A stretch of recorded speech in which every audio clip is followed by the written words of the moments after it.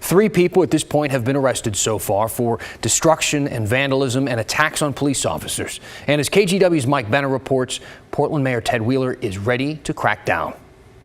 I condemn anyone who engages in violence or criminal destruction, no matter what their ideology. Portland Mayor Ted Wheeler not mincing words following 2 consecutive nights of violence in the core of downtown Portland. Lawlessness and anarchy come at great expense and with great risk to the future of our community.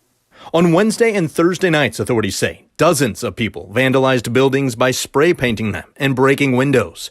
We're told they launched Molotov cocktails and fireworks at the federal courthouse and Justice Center. Responding law enforcement officers even came under attack themselves. All of this coming after a summer of similar behavior. We need more accountability, and we need to hold people responsible for their criminal conduct. On this first day of 2021, Mayor Ted Wheeler is committing to 3 things. First, he is asking law enforcement to meet with him to address the ongoing violence in Portland and across the state. Second, he wants the state legislature to come up with stiffer penalties for people who repeatedly engage in vandalism and destruction.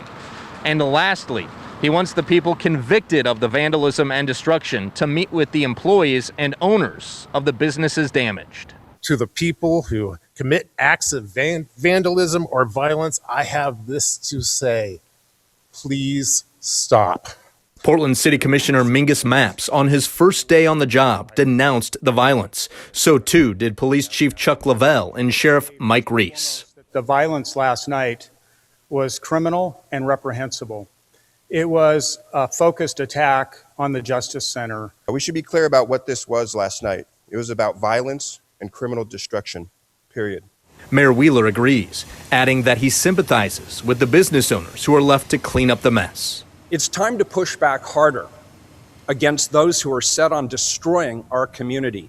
In Portland, Mike Benner for KGW News.